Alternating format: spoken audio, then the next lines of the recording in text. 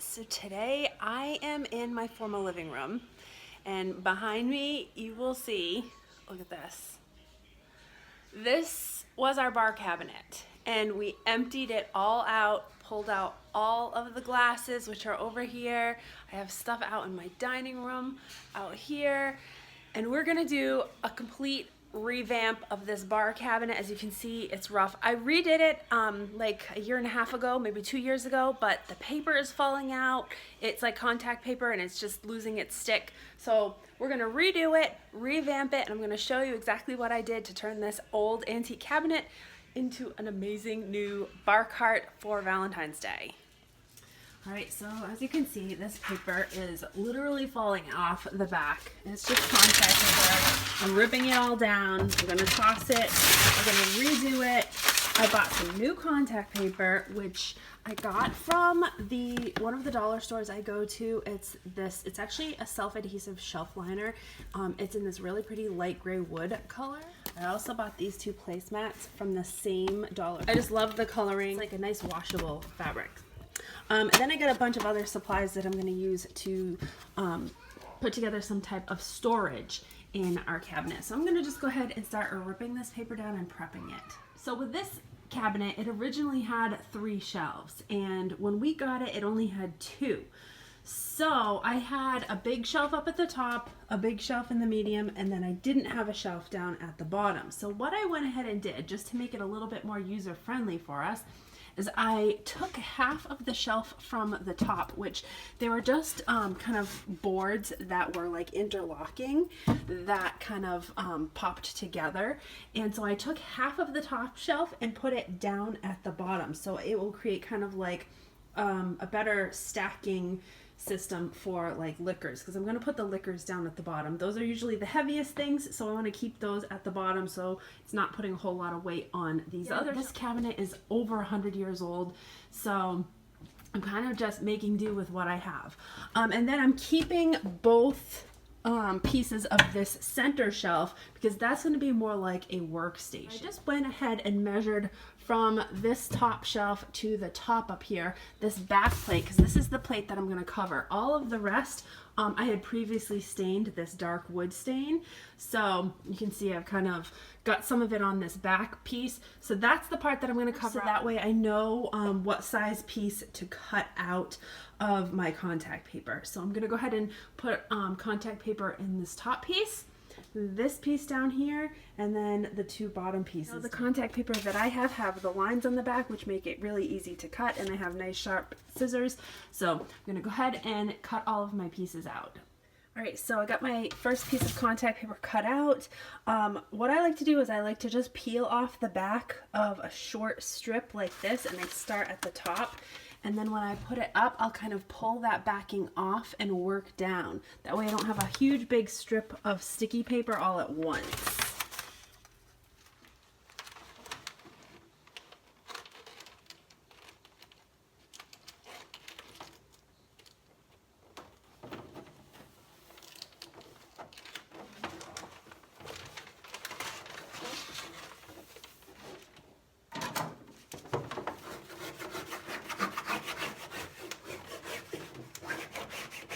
So I'm using a ruler to kind of like push out all the air bubbles as I work my way down.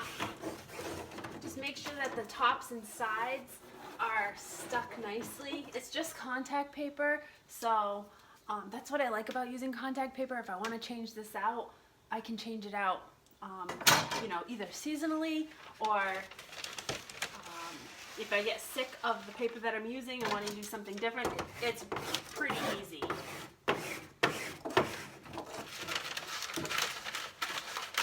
Pull a little bit more of the paper as I go. Just make sure you get all those air bubbles out, because if you have air bubbles underneath the contact paper, it's going to dry out that sticky side of the paper and it won't stick.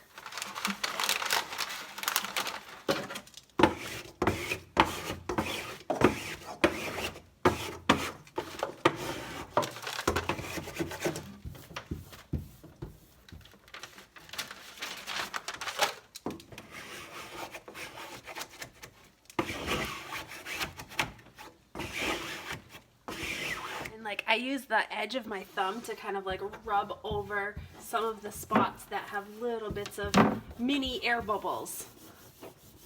Just to make sure it's all smooth.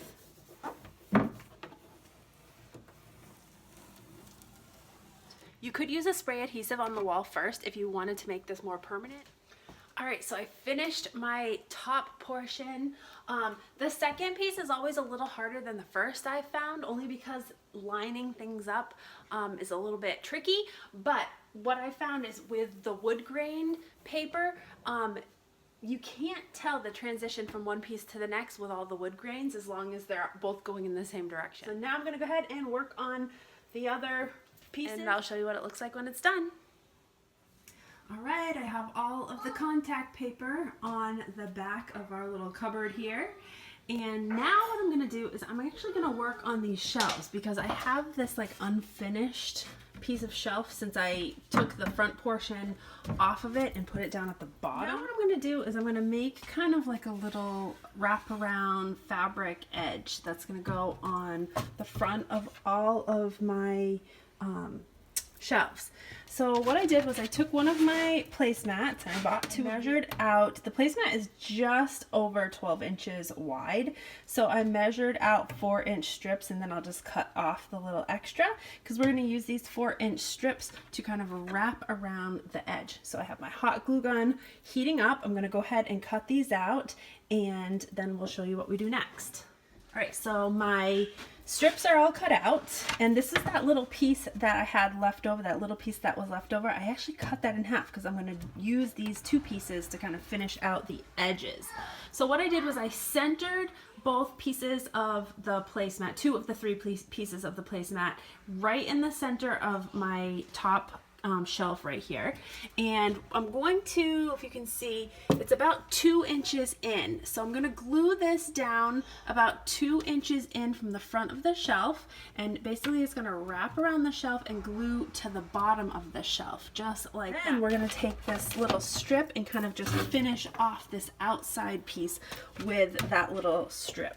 All right, so I'm just wrapping this 4-inch strip of placemat right around the front edge of my shelf, and I'm gluing it down.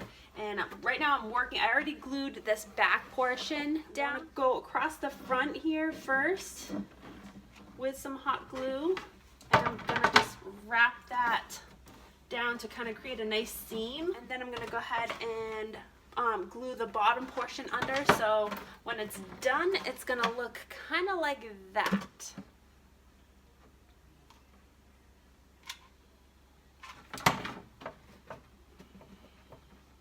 Kind of like an upholstered look on the front of the shelf.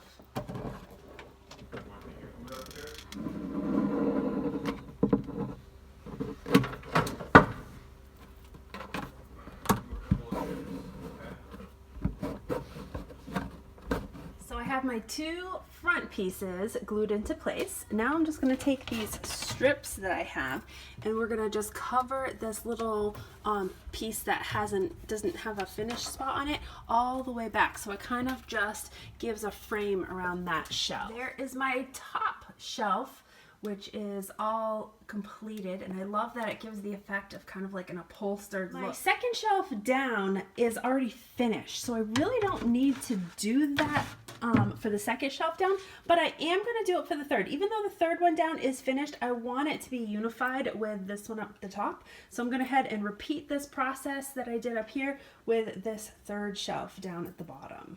Alright, so my top shelf is completely covered and my bottom shelf is covered. So now what I'm going to do is I have these little battery operated LED push lights. They came from the dollar store. I have a few of them, and I'm going to stick a couple of them underneath this middle shelf so it I'm going to stick them up the top up here. They are already pre-glued, but I'm going to go ahead and also put some hot glue on these as well so they stick a little bit better. But once they're on, they're going to illuminate this shelf, which is going to have some of our liquor bottles on, and that way you'll be able to see a little bit better in here.